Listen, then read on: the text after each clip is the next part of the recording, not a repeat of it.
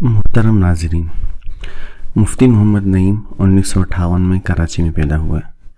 ابتدائی تعلیم اپنے والد سے حاصل کی، جبکہ اعلیٰ تعلیم حاصل کرنے کے لیے جامعۃ العلوم الاسلامیہ علامہ بنوری ٹاؤن کا رخ فرمایا اور یوں 1979 میں بنوری ٹاؤن ہی سے سند فراغت حاصل کی۔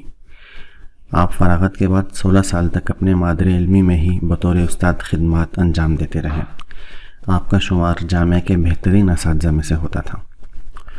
1979 میں مفتی نعیم کے والد مرحوم قاری عبدالحلیم رحمہ اللہ جامعہ بنوریا عالمیہ کا قیام عمل میں لائے، جسے مفتی محمد نعیم اپنی دن رات کی محنت، جستجو اور انتھک کاوشوں کے بعد اس بلندی پر پہنچانے میں کامیاب ہوئے کہ بنوریا فقط مدرسہ نہ رہا بلکہ ایک عالمی ادارہ بن کر نمودار ہوا، جس سے نہ صرف پاکستان کے تشنگان علوم نبوت سے راب ہوئے بلکہ دنیا بھر سے علم کے پیاسوں نے اس سیل رواں کا رخ کیا۔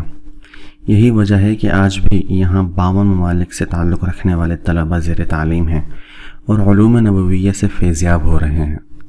جامعہ بنوریہ عالمیہ میں مجموعی طور پر لگ بھگ 6000 طلبہ زیر تعلیم ہیں۔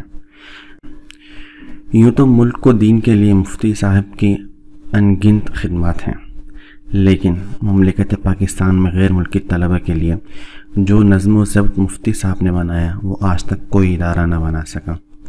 مختلف ادوار میں بیرون ممالک کے طلبہ کے لیے سینکڑوں ایسی رکاوٹیں کھڑی کی گئیں کہ جن کے سامنے کوئی ادارہ نہ ٹھہر سکا۔ قریب تھا کہ پاکستان کے مدارس میں زیر تعلیم غیر ملکی طلبہ پر مدارس کے دروازے بند کر دیے جاتے، لیکن ان کٹھن حالات میں مفتی محمد نعیم نے فرض کفایہ نبھایا اور بذات خود بیرون ممالک کے طلبہ کے حکومتی اور کوائفی تمام تر مسائل حل کرنے کے بعد انہیں تعلیم و تعلم کی اجازت دلوائی۔ آج دنیا بھر کے اسلامی و غیر اسلامی ممالک میں مفتی صاحب کے ہزاروں شاگرد مساجد، مدارس اور اسلامک سینٹرز قائم کر کے دین اسلام کی سربلندی کے لیے کوشاں ہیں۔ گزشتہ کل بروز ہفتہ بمطابق 20 جون 2020 کو یہ عظیم ہستی اس دنیا فانی سے رخصت ہوئی۔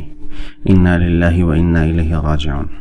اللہ مفتی صاحب کے درجات بلند فرمائے اور ان کے فیض کو تا قیامت جاری و ساری فرمائے، آمین۔